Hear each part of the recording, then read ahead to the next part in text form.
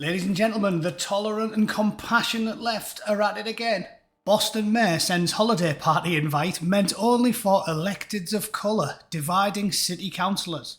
Very compassionate that, isn't it? That reminds me, this weekend I have to put the dog to sleep, so I'm going to do that in a compassionate manner by hoisting it aloft by the genitals and then caving its head in with a house brick.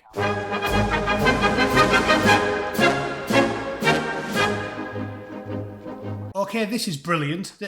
I never saw this coming. It reminds me of listening to the recent interview with, I have to use pen names for them, don't I? Booker Farlson and Abdul Jones. When he was talking about how it's painfully obvious that the main plan these days appears to be focused entirely around race baiting because they're trying to keep people at each other's throats while the powerful sociopaths that run the world do as they please, and Joe Public's too busy fighting amongst themselves to care. I think that's obvious what's happening because for the last 4 or 5 years we've just seen a massive increase in this type of shenanigans that are so brazenly bigoted and offensive to the vast majority of people in society. They must be doing it on purpose. They have to be, because nobody can be this stupid, not even the Mayor of Boston. But let's have a read, shall we? Boston Mayor sends holiday party invite meant only for electeds of colour, dividing councillors. One outgoing council member said the move was unfortunate and divisive. Boston's Democratic mayor has come under fire after she sent out invitations for a holiday party only for minority city councillors. Michelle Wu, the first Asian American mayor, had her aide Denise Dos Santos send out an email for the event. Honourable members, on behalf of the mayor, I cordially invite you and a guest to the Electeds of Colour holiday party. As long as your guest isn't pasty blue-eyed white man like the angry Bootneck, if your guest does look like him, then unfortunately he will be tased, pushed down the stairs and beaten into unconsciousness by our security guards of colour. And there's a nice picture, Electeds of Colour holiday party tomorrow from Denise Dos Santos. Very tolerant and liberal. The Daily Mail's version was funnier because it had a sort of in-your-face graphic with it. And a nice picture of this lady with a quote, Tania Fernandez Anderson, saying, just like there are groups that meet based on shared interests, it's completely natural for elected officials of colour to gather for a holiday celebration. Shared interests.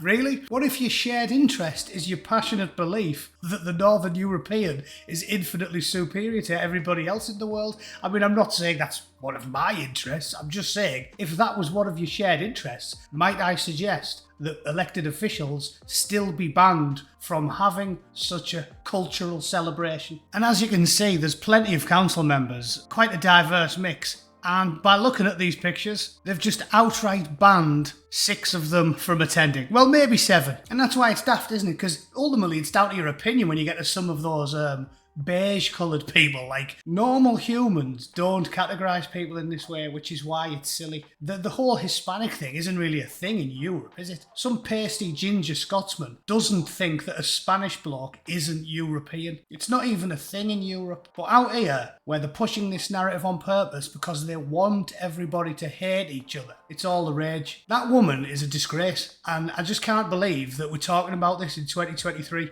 Unless you've been listening to Abdul Jones, at which point, probably expected it, didn't you? The short version appears to be this. Back in about 2010, 2011, post-financial crash, everybody was getting pissed off with all the rich people. And then all of a sudden, they seem to have stumbled on this wonderful theory called critical race theory that directly opposes people against others, based entirely around what they happen to look like. And the powers that be love that, because it made everybody in the public rip and tear at each other on something as pointless as what you look like, rather than how much money you've stole off the taxpayers.